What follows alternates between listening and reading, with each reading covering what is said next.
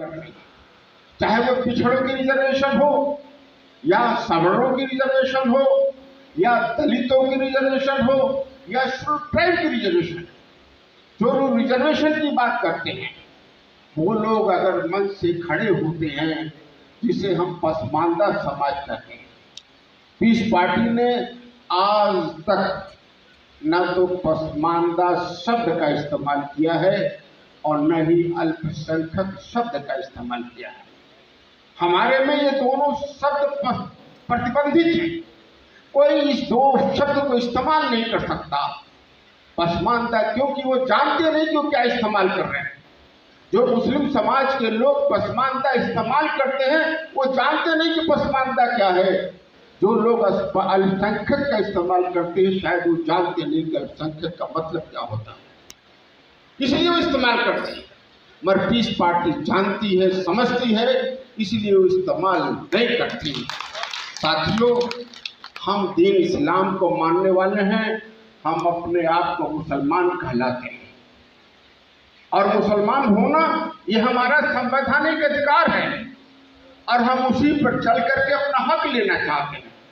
जो लोग पिछड़े वर्ग के लोग हैं हम उनको हक दिलाना चाहते हैं, जो दलित वर्ग के लोग हैं हम उन्हें उनका हक दिलाना चाहते हैं और जो सवर्ण वर्ग के लोग हैं हम उन्हें उनका हक दिलाना चाहते हैं। अगर हम सबको हक उनका नहीं दिला सकते, अगर हम सबको अधिकार नहीं दिला सकते, तो हम ये नहीं कह सकते हैं कि हम इस्लाम, दीन इस्लाम को मानने वाले हैं। जो लोग सिर्फ एक समाज की बात करें, जो लोग एक वर्ग की बात करें, जो एक धर्म की बात करें, जो एक इलाके की बात करें, मेरी समझ से कि वो दीन इस्लाम से नावाकिफ है, वो दीन इस्लाम के बारे में जानता नहीं। आज जिस तरह से भ्रांति है कि राजनीति से दीन इस्लाम का कोई वास्ता नहीं, हमारे संविधान और देश के दीन इस्लाम का कोई वास्ता नहीं, मैं समझता हूँ कि अभिन्न अंग है, बिना उसके दीन इस्लाम पूरा नहीं होता, वो जानते नहीं हो।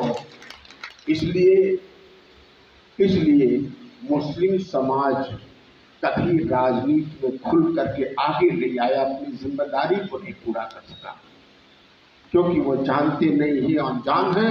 न तो कोई अदारा है और न तो इस देश में कोई तंजीम है और न इस देश में कोई पार्टी है जो सही माने में दीन इस्लाम के सही रूप को पेश कर सके, राजनीति को सही तरीके से पेश कर सके और लोगों की खिदमत को सही तरीके से पेश कर सके। पीस पार्टी उसी की कोशिश कर रही है।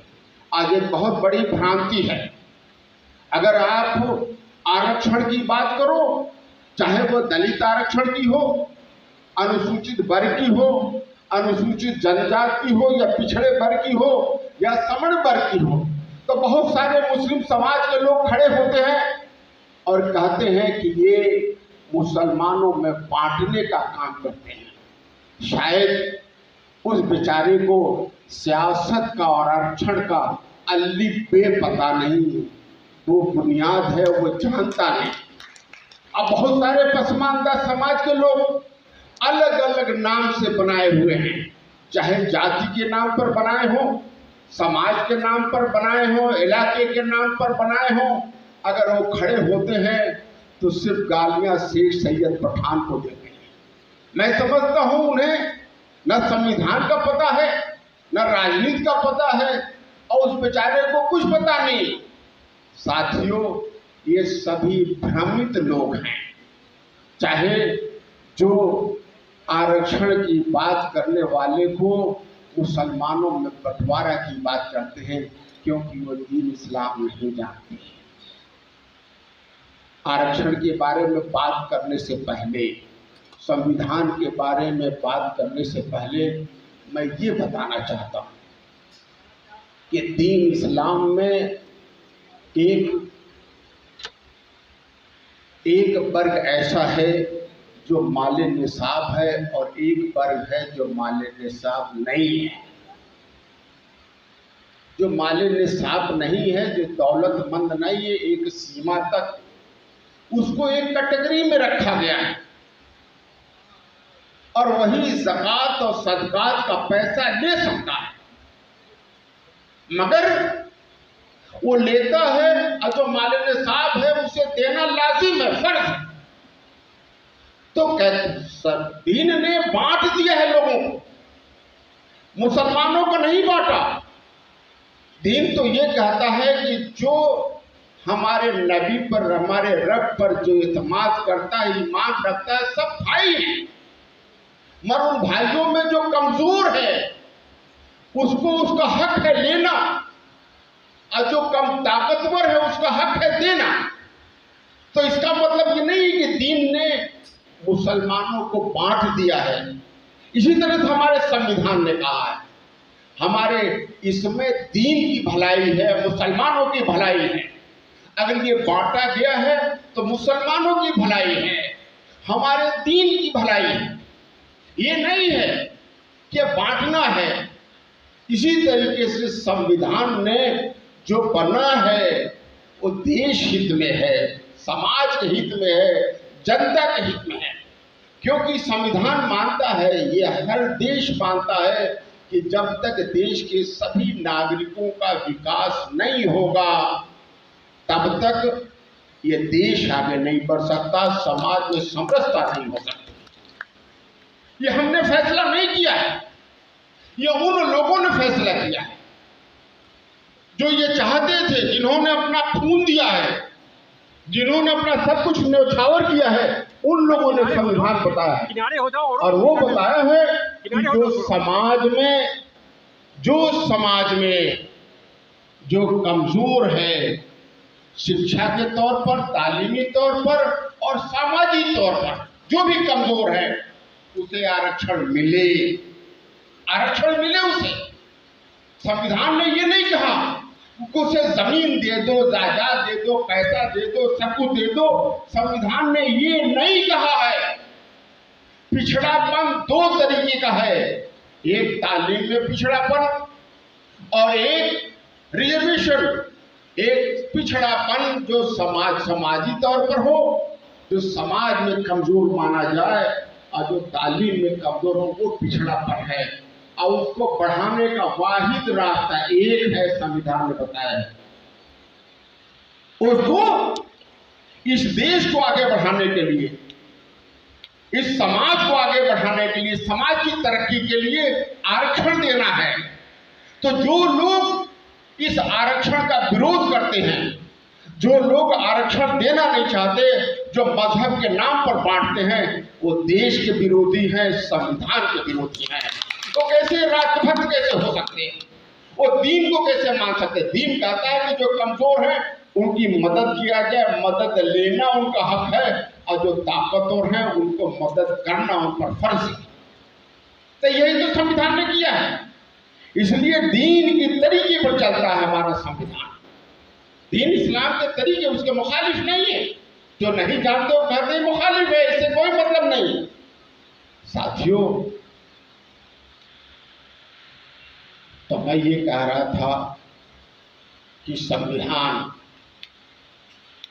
आज आरक्षण, सवर्ण वर्ग में आरक्षण है, आज पिछड़े वर्ग में आरक्षण है, आज अनुसूचित जाति में आरक्षण है, आज अनुसूचित जनजाति में आरक्षण है। अब कुछ चीजें आपको साफ तौर पर समझनी पड़ेगी, गौर से सुनिएगा।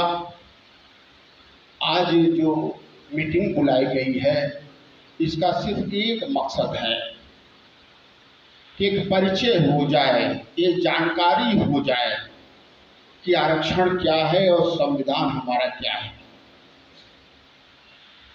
इस मुहिम को इंशाअल्लाह नवंबर तक मैं खुद बिजी किसी काम में हूँ। दिसंबर से इंशाअल्लाह 2 दिन इस मुहिम को लेकर के मैं और हमारे सहयोगी दल, ये सभी राष्ट्रीय अध्यक्ष हर जिले में, हर विधानसभा में हम लोग रात्रि निवास करेंगे, सबसे मिलेंगे और इस पर चर्चा करेंगे, प्रेस कॉन्फ्रेंस करेंगे, ताकि सभी लोग सही तरीके से समझें। मेरा अपना मानना है, हो सकता है कि गलत हो, कि कुछ कौम फरोश लोगों ने कुछ कौम फरोश लोगों ने, सभी वर्ग के लोग हैं, सिर्फ मुस्लिम समाज में नहीं, दीन में तब्दीली कर दी है, दीन इस्लाम में तब्दीली कर दी है और आरक्षण के मुद्दे पर उसका रुख लड़ा दिया है। पसमानदा बना करके और अशराफ बना करके दोनों को लड़ा दिया है कि लड़ते रहो। न तो बेचारा अशराफ ने पसमानदा का आरक्षण लिया है और न पसमानदा को उनसे आरक्षण मिलना है। लड़ना कहाँ है दोनों नहीं जानते। तो कुछ चीज़ें बिल्कुल साफ करते हैं कि आरक्षण जिसको नौकरी मिलती है या जिसको तालीम में आरक्षण मिलता है उसके फायदे के लिए आरक्षण नहीं बना है। अगर किसी को गलतफहमी है तो अपने दिमाग से निकाल दे। किसी को नौकरी अगर मिलती है तो उसकी रोजी रोटी बन जाती है, रोजी रोटी तो सब लोग अपना चला रहे हैं। तो ये आरक्षण और तालीम रोजी रोटी के लिए नहीं है कि अगर दलित को आरक्षण मिल जाएगा तो उसको रोजी रोटी मिल जाएगा, पिछड़े को किसी घर को मिल जाएगा उसको मिल जाएगा रोजी, नहीं, उसके लिए नहीं है। ये दिमाग से निकाल दे,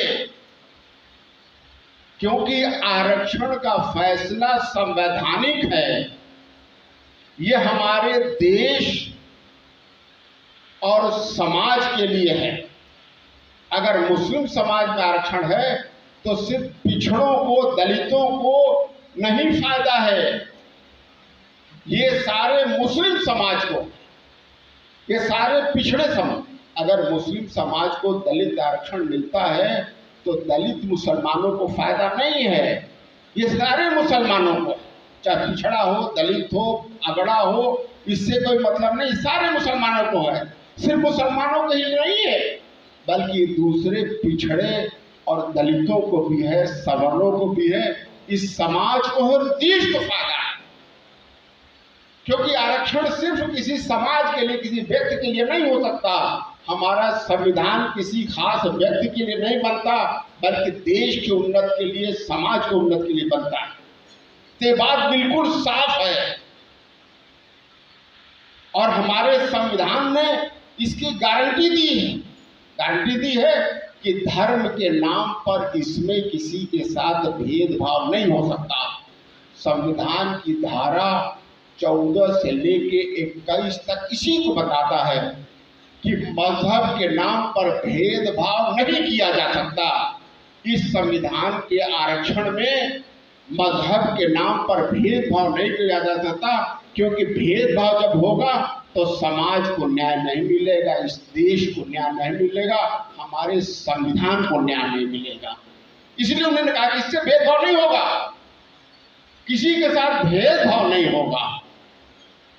तो ये बात बिल्कुल दिमाग से लगा ले कि आरक्षण किसी विशेष न व्यक्ति के लिए है, न किसी व्यक्ति समाज के लिए है, बल्कि इस देश के लिए है। अगर मुसलमानों में आरक्षण मिलता है तो पूरे मुस्लिम समाज को है। आपने सुना नहीं, भाई राणे सागर साहब ने कहा कि अगर एक जज बनता है, अगर आपके समाज का एक जज बनता है तो दूसरे समाज के जज को न्याय देने के लिए मजबूर करना है। अगर दलित समाज का एक डीएम बन जाए, मुस्लिम समाज का डीएम बन जाए तो पूरे जिले का मुसलमान खुश होता है।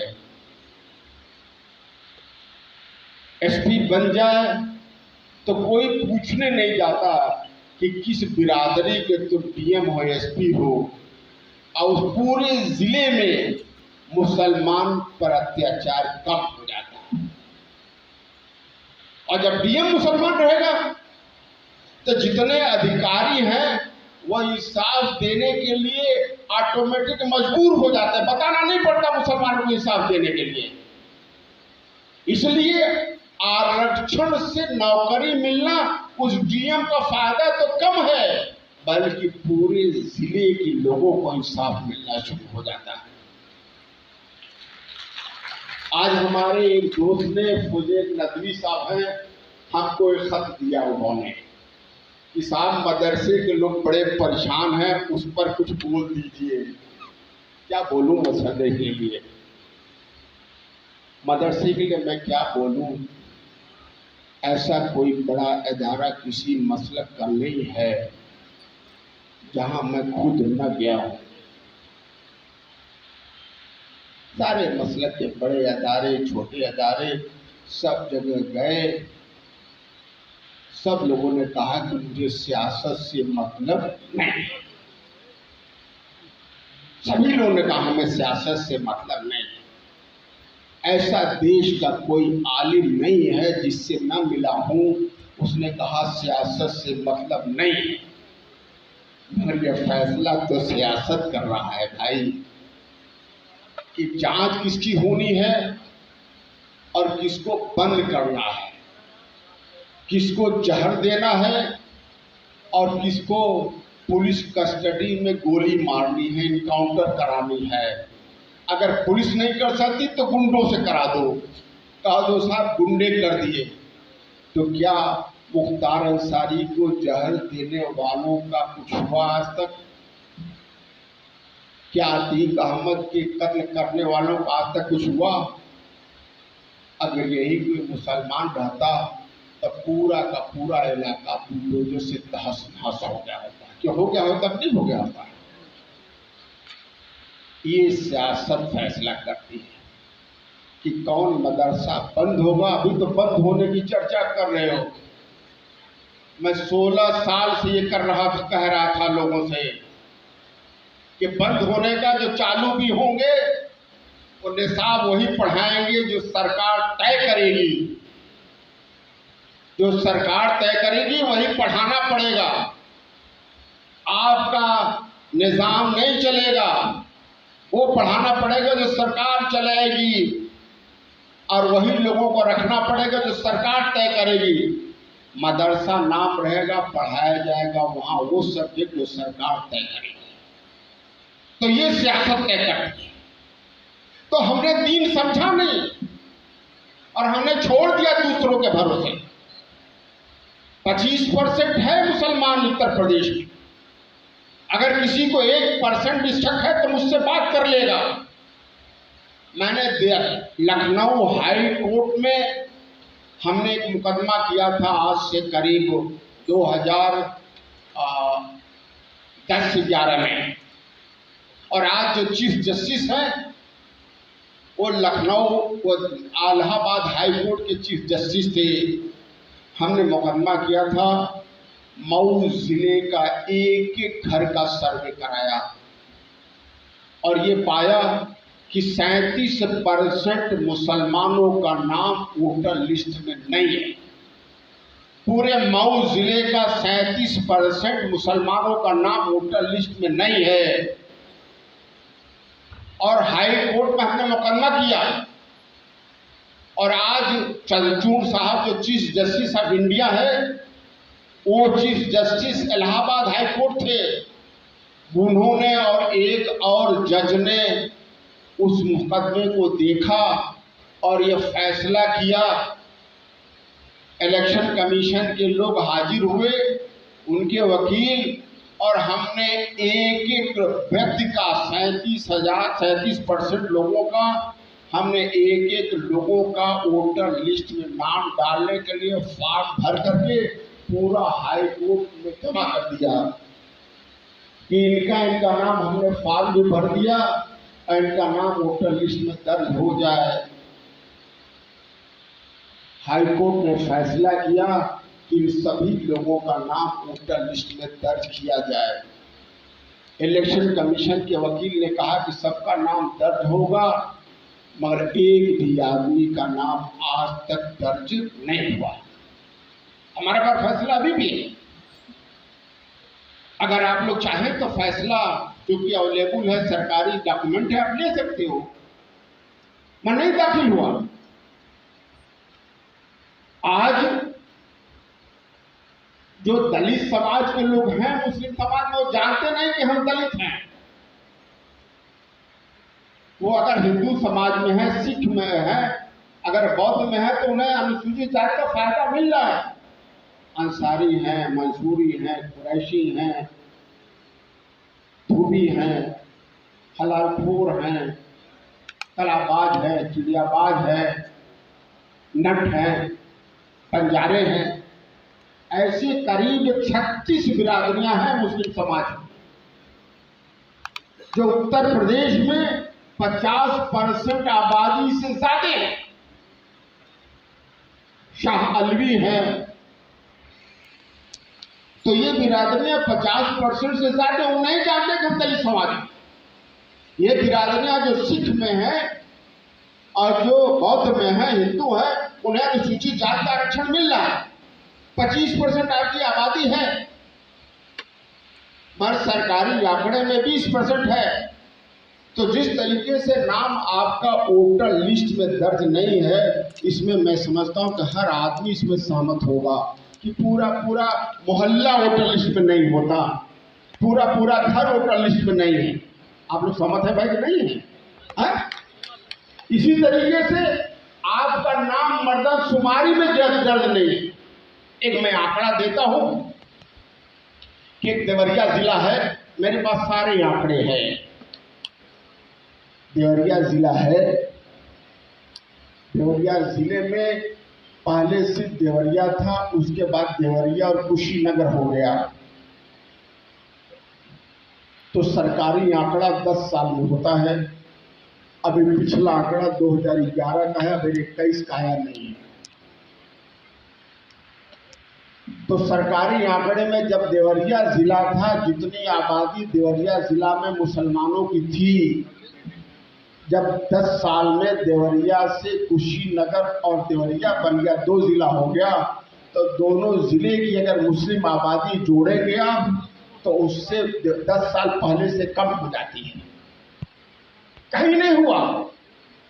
वह हिंदू समाज की आबादी 20% बढ़ गई और मुस्लिम समाज की 10% कम हो गई। तो ये मर्दमशुमारी का आंकड़ा है, क्योंकि दलित समाज का और मुस्लिम समाज का इस मर्दमशुमारी में आंकड़ा देना जरूरी होता है, ब्लॉक तहसील वाइज। याद रखिएगा, मुस्लिम समाज का और दलित समाज का आंकड़ा कितना है और मजहब के हिसाब से तहसील वाइज देना जरूरी होता है आंकड़े में। पूरे टोटल पॉपुलेशन और हर तहसील में मुसलमान कितनी आबादी है और दलित कितनी आबादी है, हर 10 साल में देना होता है, मगर और किसी समाज का नहीं देना होता है। इसलिए आंकड़ा आप देख लो, मिल जाएगा आपको। तो मैं ये कह रहा था कि अगर उसका 50% भी मुसलमान है, अगर अनुसूचित जाति में अगर मिल जाए उसे, तो कम से कम 12 से 13%। आप सब देखते रहे जनता खबर।